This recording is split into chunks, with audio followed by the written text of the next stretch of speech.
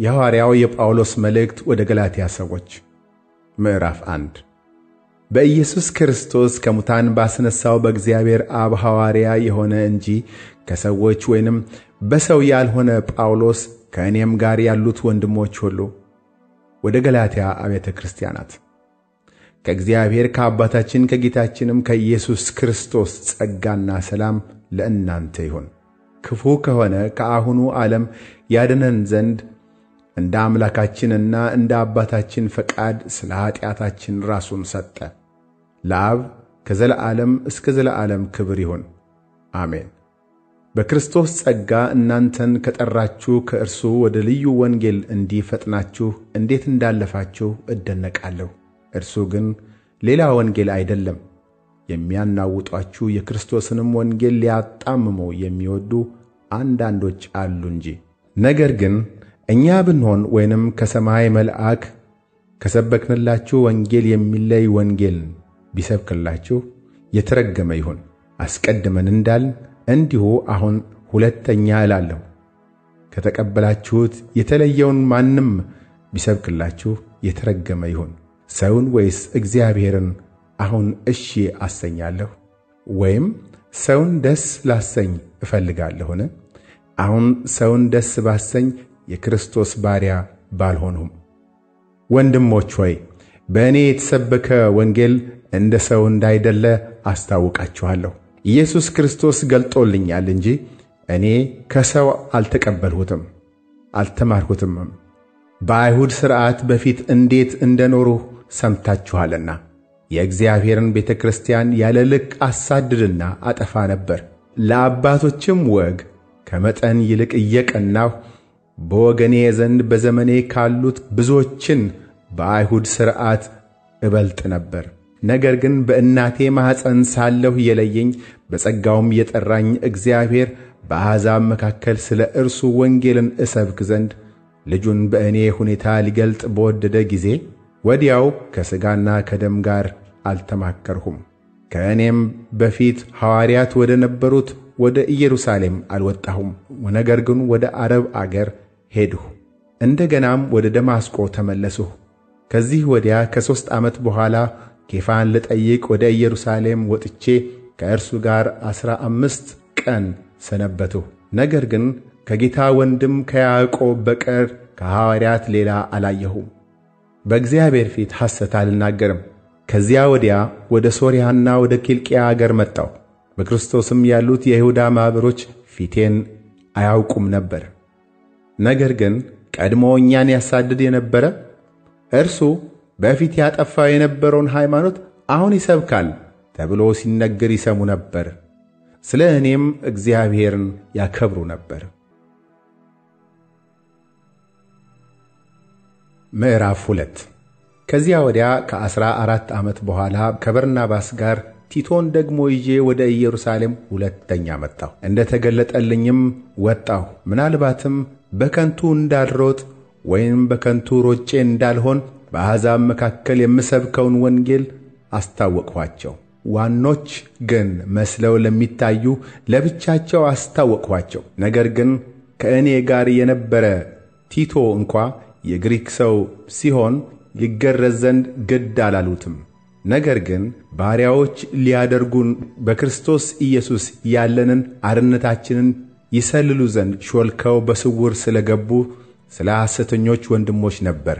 የወንጌልም እውነት በእናንተ ዘንድ ጸንቶ እንዲኖር ለአንድ ሰዓት እንኳ ለቀን አልተገዛንላቸውም። አለቆች የመሰሉት ግን በፊት ማን እንደነበሩ አይገደኝም። እግዚአብሔር የሰውን ፊት አይቶ አያደላም። አለቆች የመሰሉት አንዳች እንኳ አልጨመሩልኝምና ተመልሰው ግን ጴጥሮስ ለተገረዙት የሆነው ወንጌል አደራ እንደተሰጠው እንዲሁ ለእኔ ላልተገረዙት የሆነው ወንጌል አደራ እንደተሰጠኝ አዩ። ለተገረዙት ሐዋርያ እንዲሆን ለጴጥሮስ የሠራለት ለእኔ ደግሞ ለአሕዛብ ሐዋርያ እንድሆን ሠርቶአልና።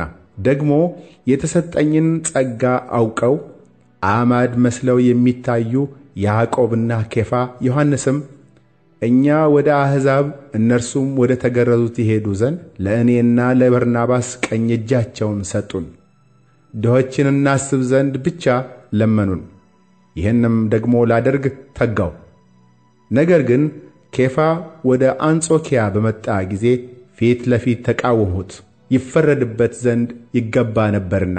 አንዳንድ ከያዕቆብ ዘንድ ሳይመጡ ከአሕዛብ ጋር አብሮ ይበላ ነበርና። በመጡ ጊዜ ግን ከተገረዙ ወገን ያሉትን ፈርቶ ያፈገፍግ ነበርና ከእነርሱ ተለየ። ቀሩትም አይሁድ ደግሞ በርናባስ እንኳ በግብዝነታቸው እስከ ተሳበ ድረስ ከእርሱ ጋር አብረው ግብዞች ሆኑ። ነገር ግን እንደ ወንጌል እውነት በቅንነት እንዳልሄዱ ባየሁ ጊዜ በሁሉ ፊት ኬፋን አንተ አይሁዳዊ ሳለህ በአይሁድ ኑሮ ያይደለ በአሕዛብ ኑሮ ብትኖር አሕዛብ በአይሁድ ኑሮ ሊኖሩ እንዴት ግድ አልሃቸው አልሁት። እኛ በፍጥረት አይሁድ ነን፣ ኃጢአተኞችም የሆኑ አሕዛብ አይደለንም። ነገር ግን ሰው በኢየሱስ ክርስቶስ በማመን እንዲጸድቅ እንጂ በሕግ ሥራ እንዳይሆን አውቀን ሥጋን የለበሰ ሁሉ በሕግ ሥራ ስለማይጸድቅ እኛ ራሳችን በሕግ ሥራ ሳይሆን በክርስቶስ እምነት እንጸድቅ ዘንድ በክርስቶስ ኢየሱስ አምነናል። ነገር ግን በክርስቶስ ልንጸድቅ የምንፈልግ ስንሆን ራሳችን ደግሞ ኃጢአተኞች ሆነን ከተገኘን እንግዲያስ ክርስቶስ የኃጢአት አገልጋይ ነው? አይደለም። ያፈረስኩትን ይህን እንደገና የማንጽ ከሆንሁ ራሴ የሕግን ተላላፊ እንድሆን አስረዳለሁና። እኔ ለእግዚአብሔር ሕያው ሆኜ እኖር ዘንድ በሕግ በኩል ለሕግ ሞቼ ነበርና ከክርስቶስ ጋር ተሰቅያለሁ። እኔም አሁን ሕያው ሆኜ አልኖርም፣ ክርስቶስ ግን በእኔ ይኖራል። አሁንም በሥጋ የምኖርበት ኑሮ በወደደኝና ስለ እኔ ራሱን በሰጠው በእግዚአብሔር ልጅ ላይ ባለ እምነት የምኖረው ነው። የእግዚአብሔርን ጸጋ አልጥልም። ጽድቅስ በሕግ በኩል ከሆነ እንኪያስ ክርስቶስ በከንቱ ሞተ። ምዕራፍ 3 የማታስተውሉ የገላትያ ሰዎች ሆይ በዓይናችሁ ፊት ኢየሱስ ክርስቶስ እንደተሰቀለ ሆኖ ተስሎ ነበር። ለእውነት እንዳትታዘዙ አዚም ያደረገባችሁ ማን ነው? ይህን ብቻ ከእናንተ እንድማር እወዳለሁ። በሕግ ሥራ ወይንም ከእምነት ጋር በሆነ መስማት መንፈስን ተቀበላችሁን? እንዲህን የማታስተውሉ ናችሁ? በመንፈስ ጀምራችሁ አሁን በሥጋ ትፈጽማላችሁን? በውኑ ከንቱ እንደሆነስ እንደዚህ ያለ መከራ በከንቱ ተቀበላችሁን? እንግዲህ መንፈስን የሚሰጣችሁ በእናንተም ዘንድ ተአምራት የሚያደርግ በሕግ ሥራ ነውን? ወይስ ከእምነት ጋር በሆነ መስማት ነው? እንዲሁ አብርሃም በእግዚአብሔር አመነና ጽድቅ ሆኖ ተቆጠረለት። እንኪያስ ከእምነት የሆኑት እነዚህ የአብርሃም ልጆች እንደሆኑ እወቁ። መጽሐፍም እግዚአብሔር አሕዛብን በእምነት እንዲያጸድቅ አስቀድሞ አይቶ በአንተ አሕዛብ ሁሉ ይባረካሉ ብሎ ወንጌልን ለአብርሃም አስቀድሞ ሰበከ። እንደዚህ ከእምነት የሆኑት ካመነው ከአብርሃም ጋር ይባረካሉ። ከሕግ ሥራ የሆኑት ሁሉ በእርግማን በታች ናቸውና በሕግ መጽሐፍ በተጻፉት ሁሉ ጸንቶ የማይኖር የማያደርግም ሁሉ የተረገመ ነው ተብሎ ተጽፏልና። ጻድቅ በእምነት ይኖራል ተብሎአልና። ማንም በእግዚአብሔር ፊት በሕግ እንዳይጸድቅ ግልጥ ነው። ሕግም ከእምነት አይደለም፣ ነገር ግን የሚያደርገው ይኖርበታል ተብሎአል። በእንጨት የሚሰቀል ሁሉ የተረገመ ነው ተብሎ ተጽፏልና። ክርስቶስ ስለ እኛ እርግማን ሆኖ ከሕግ እርግማን ዋጀን፣ የመንፈስን ተስፋ በእምነት እንድንቀበል የአብርሃም በረከት ወደ አሕዛብ በኢየሱስ ክርስቶስ ይደርስላቸው ዘንድ። ወንድሞች ሆይ እንደ ሰው ልማድ እላለሁ፣ የሰውስ እንኳ ቢሆን እርግጠኛውን ኪዳን ማንም አይንቅም ወይንም አይጨምርበትም። ለአብርሃምና ለዘሩም የተስፋው ቃል ተነገረ። ስለ ብዙዎች እንደሚነገር ለዘሮቹም አይልም፣ ስለ አንድ እንደሚነገር ግን ለዘርህም ይላል፣ እርሱም ክርስቶስ። ይህንም እላለሁ ከ430 ዓመት በኋላ የተሰጠው ሕግ አስቀድሞ በእግዚአብሔር የተረጋገጠውን ኪዳን የተስፋውን ቃል እስኪሽር ድረስ አያፈርስም። ርስቱ በሕግ ቢሆን እንግዲያስ በተስፋ ቃል አይሆንም። በተስፋ ቃል ግን እግዚአብሔር ለአብርሃም ሰጥቷል። እንግዲህ ሕግ ምንድን ነው? ተስፋው የተሰጠው ዘር እስኪመጣ ድረስ በመካከለኛ እጅ በመላእክት በኩል ስለ ሕግ መተላለፍ ተጨመረ። መካከለኛውም ለአንድ ብቻ አይደለም፣ እግዚአብሔር ግን አንድ ነው። እንግዲህ ሕግ የእግዚአብሔርን የተስፋ ቃል የሚቃወም ነውን? አይደለም። ሕያው ሊያደርግ የሚቻለው ሕግ ተሰጥቶ ቢሆንስ በእውነት ጽድቅ ከሕግ በሆነ ነበር። ነገር ግን በኢየሱስ ክርስቶስ ከማመን የሆነው የተስፋ ቃል ለሚያምኑ ይሰጥ ዘንድ መጽሐፍ ከኃጢአት በታች ሁሉን ዘግቶአል። እምነትም ሳይመጣ ሊገለጥ ላለው እምነት ተዘግተን ከሕግ በታች እንጠበቅ ነበር። እንደዚህ በእምነት እንጸድቅ ዘንድ ሕግ ወደ ክርስቶስ የሚያመጣ ሞግዚታችን ሆኗል። እምነት ግን መጥቶአልና ከእንግዲህ ወዲህ ከሞግዚት በታች አይደለንም። በእምነት በኩል ሁላችሁ በክርስቶስ ኢየሱስ የእግዚአብሔር ልጆች ናችሁና ክርስቶስ ጋር አንድ ትሆኑ ዘንድ የተጠመቃችሁ ሁሉ ክርስቶስን ለብሳችኋልና። አይሁዳዊ ወይንም የግሪክ ሰው የለም፣ ባሪያ ወይንም ጨዋ ሰው የለም፣ ወንድም ሴትም የለም፣ ሁላችሁም በክርስቶስ ኢየሱስ አንድ ሰው ናችሁና። እናንተም የክርስቶስ ከሆናችሁ እንኪያስ የአብርሃም ዘር እንደ ተስፋውም ቃል ወራሾች ናችሁ። ምዕራፍ 4 ነገር ግን እላለሁ ወራሹ ሕፃን ሆኖ ባለበት ዘመን ሁሉ ምንም የሁሉ ጌታ ቢሆን ከቶ ከባሪያ አይለይም።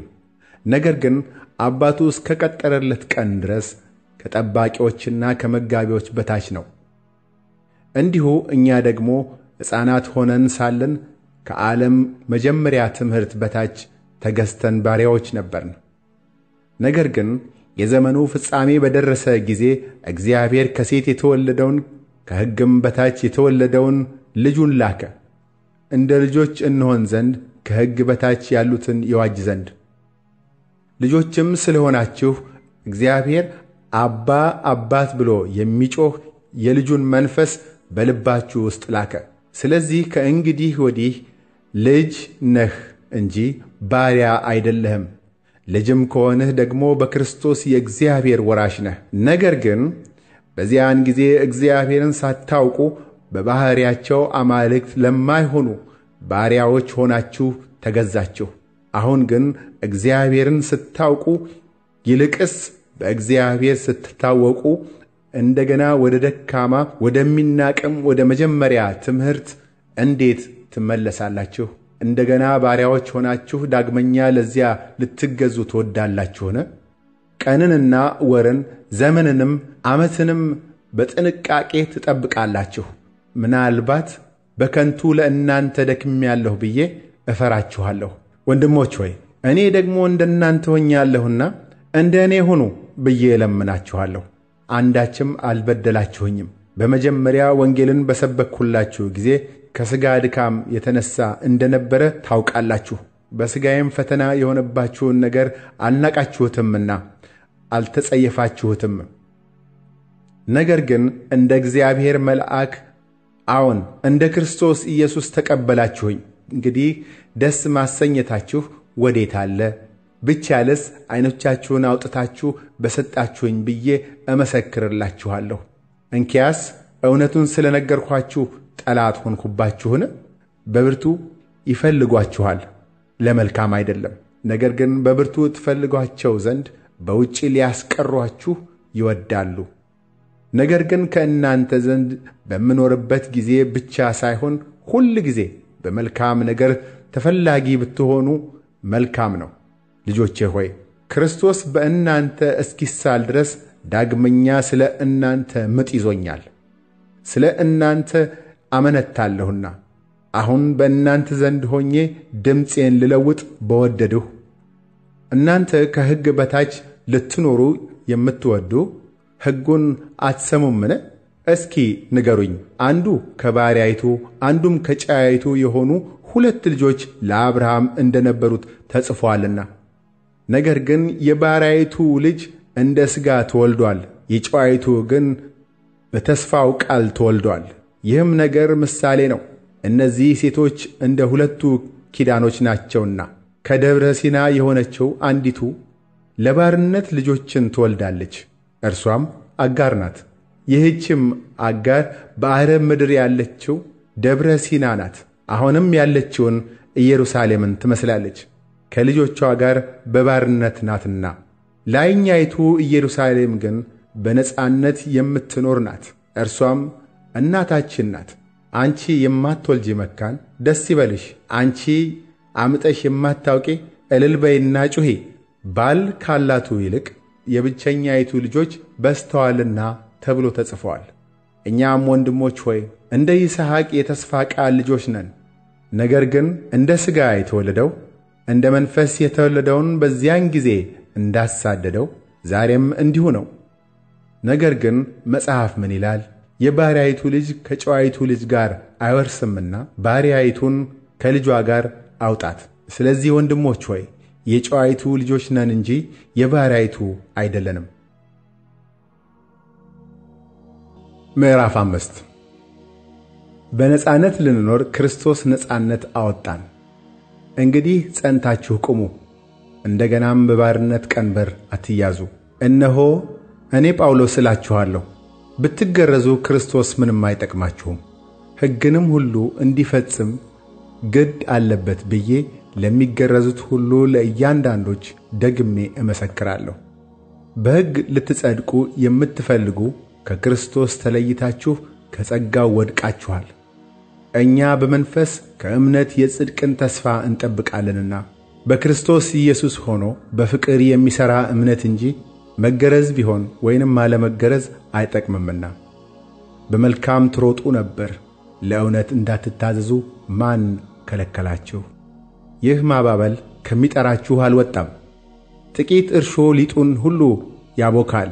የተለየ ነገር ከቶ እንዳታስቡ፣ እኔ በጌታ ስለ እናንተ ታምኛለሁ። የሚያናውጣችሁ ማንም ቢኖር ግን ፍርዱን ሊሸከም ነው። ነገር ግን ወንድሞች ሆይ እኔ ገና እስካሁን መገረዝን ብሰብክ እስካሁን ድረስ ለምን ያሳድዱኛል? እንኪያስ የመስቀል እንቅፋት ተወግዷል።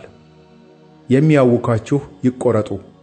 ወንድሞች ሆይ እናንተ ለአርነት ተጠርታችኋልና፣ ብቻ አርነታችሁ ለሥጋ ምክንያትን አይስጥ። ነገር ግን በፍቅር እርስ በርሳችሁ እንደ ባሪያዎች ሁኑ። ሕግ ሁሉ በአንድ ቃል ይፈጸማልና እርሱም ባልንጀራህን እንደ ራስህ ውደድ የሚል ነው። ነገር ግን እርስ በርሳችሁ ብትነካከሱና ብትበላሉ እርስ በርሳችሁ እንዳትጠፋፉ ተጠንቀቁ። ነገር ግን እላለሁ በመንፈስ ተመላለሱ፣ የሥጋንም ምኞት ከቶ አትፈጽሙ። ሥጋ በመንፈስ ላይ መንፈስም በሥጋ ላይ ይመኛልና እነዚህም እርስ በርሳቸው ይቃወማሉ። ስለዚህ የምትወዱትን ልታደርጉ አትችሉ። በመንፈስ ብትመሩ ግን ከሕግ በታች አይደላችሁም። የሥጋ ሥራም የተገለጠ ነው፤ እርሱም ዝሙት፣ ርኩሰት፣ መዳራት፣ ጣዖትን ማምለክ፣ ሟርት፣ ጥል፣ ክርክር፣ ቅንዓት፣ ቁጣ፣ አድመኛነት፣ መለያየት፣ መናፍቅነት፣ ምቀኝነት፣ መግደል፣ ስካር፣ ዘፋኝነት ይህንም የሚመስል ነው። አስቀድሜም እንዳልሁ እንደዚህ ያሉትን የሚያደርጉ የእግዚአብሔርን መንግሥት አይወርሱም።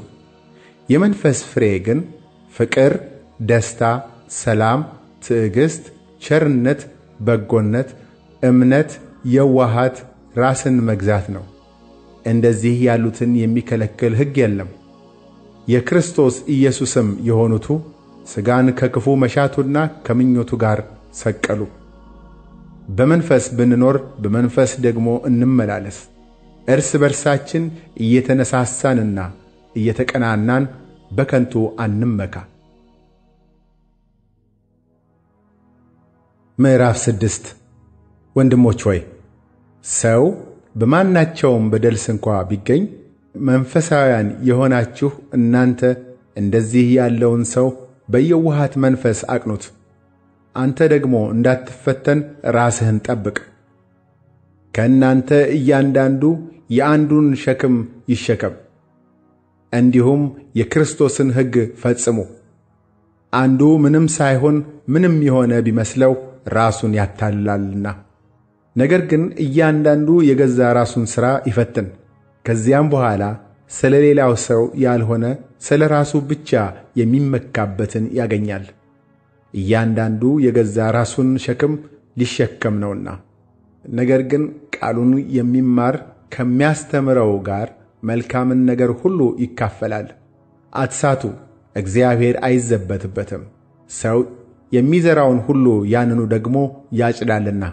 በገዛ ሥጋው የሚዘራ ከሥጋው መበስበስን ያጭዳልና፣ በመንፈስ ግን የሚዘራው ከመንፈስ የዘላለምን ሕይወት ያጭዳል። ባንዝልም በጊዜው እናጭዳለንና። መልካም ሥራን ለመሥራት አንታክት። እንግዲያስ ጊዜ ካገኘን ዘንድ ለሰው ሁሉ ይልቁንም ለሃይማኖት ቤት ሰዎች መልካም እናድርግ። እንዴት ባሉ ታላላቆች ፊደላት በእጄ እንደ ጻፍሁላችሁ እዩ። በሥጋ መልካም ሆነው ሊታዩ የሚወዱ ሁሉ እንድትገረዙ ግድ አሏችሁ። ነገር ግን ስለ ክርስቶስ መስቀል እንዳይሰደዱ ብቻ ነው። በሥጋችሁ እንዲመኩ ልትገረዙ ይወዳሉ እንጂ የተገረዙቱ ራሳቸው እንኳ ሕግን አይጠብቁም። ነገር ግን ዓለም ለእኔ የተሰቀለበት እኔም ለዓለም የተሰቀልኩበት ከጌታችን ከኢየሱስ ክርስቶስ መስቀል በቀር ሌላ ትምክህት ከእኔ ይራቅ። በክርስቶስ ኢየሱስ አዲስ ፍጥረት መሆን ይጠቅማል እንጂ መገረዝ ቢሆን ወይንም አለመገረዝ አይጠቅምምና። በዚህም ሥርዓት በሚመላለሱ ሁሉ ላይ በእግዚአብሔር እስራኤልም ላይ ሰላምና ምሕረት ይሁን። እኔ የኢየሱስን ማኅተም በሥጋዬ ተሸክሜአለሁና ከእንግዲህ ወዲህ አንድ ስንኳ አያድክመኝ። ወንድሞች ሆይ የጌታችን የኢየሱስ ክርስቶስ ጸጋ ከመንፈሳችሁ ጋር ይሁን። አሜን።